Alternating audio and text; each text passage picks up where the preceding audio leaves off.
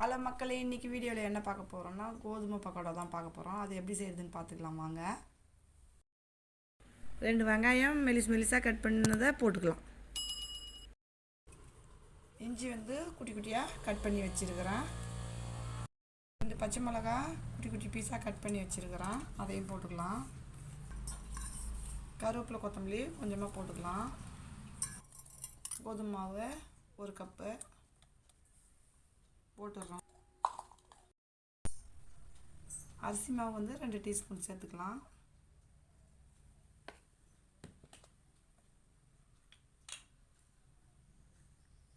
தனி மிளகாத்தூள் 1/2 டீஸ்பூன்.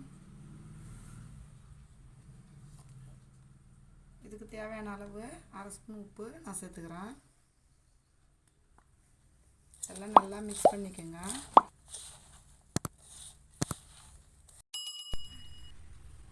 இப்போ கொதிக்கிற எண்ணெயை ஒரு 1/4 டீஸ்பூன் இதில் சேர்த்துக்கலாம். இதை நல்லா பிசைஞ்சிக்கலாம். நம்ம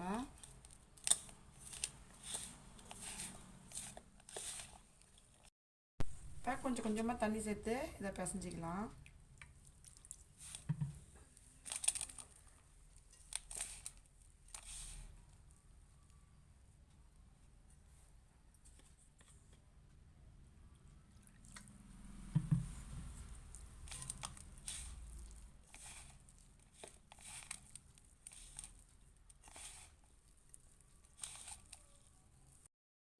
கொஞ்சம் தண்ணி சேர்த்துக்கலாம். அதில் நல்லா அப்படியே மிக்ஸ் பண்ணி விட்டுருங்க.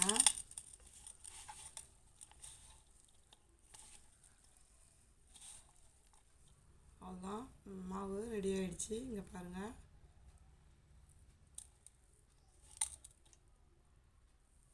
இப்போ நம்ம பகடா போட்டு எடுத்துடலாம். இப்போ எண்ணெய் நல்லா காஞ்சிடுச்சு. நம்ம பகடாவை கொஞ்சம் கொஞ்சமாக இப்படி உதுத்து விட்டுக்கலாம். இந்த மாதிரி இப்போ நம்ம இதை திருப்பி போட்டுக்கலாம். நம்ம சேனலில் நிறைய பகடா போட்டிருக்குறோம். இந்த வீடியோ எண்டில் கொடுக்குறோம், போய் செக் பண்ணி பார்த்துக்கோங்க. உங்களுடைய கோதுமை மாவு பகடா சூப்பராக ரெடி ஆகிட்டுருக்குது. நல்லா வெந்துடுச்சு. இதை நம்ம ஒரு பிளேட்டுக்கு மாற்றிக்கலாம். நம்ம எப்போ பார்த்தாலும் ஒரே மாதிரி பகடா செய்வோம். கடல மாவில் தான் நம்ம பகடா செய்வோம். இது கோதுமை மாவில் செய்கிறது நல்லா சூப்பராக இருக்கும். நீங்களும் ஒரு தடவை ட்ரை பண்ணி பாருங்கள். வச்சு நம்ம போட்டுக்கலாம். ஈவினிங் டைமில் ஒரு டீயோடு இந்த பகடாவை வச்சு சாப்பிட்டா செம்ம டேஸ்ட்டாக இருக்கும். நீங்களும் இதுமாரி ட்ரை பண்ணி பாருங்கள். நம்மளோட சூப்பரான சுவையான ஈவினிங் பகோடா சூடாக ரெடி ஆகிட்டுருக்கு. ரெடி ஆகிடுச்சு. இதையும் நம்ம எடுத்துடலாம். பாருங்கள், மொறுன்னு எப்படி இருக்குது பாருங்கள். நம்மளுடைய வீட் பகோடா சூப்பராக ரெடி ஆகிடுச்சு. இந்த வீடியோ பிடிச்சிருந்துட்டா லைக் பண்ணுங்கள், ஷேர் பண்ணுங்கள், கமெண்ட் பண்ணுங்கள். மறக்காமல் நம்ம சேனலை சப்ஸ்கிரைப் பண்ணிவிட்டு பக்கத்தில் இருக்க பெல் ஐக்கான் கிளிக் பண்ணி ஆல்னு கொடுத்துருங்க. தேங்க்ஸ் ஃபார் வாட்சிங். பாய்.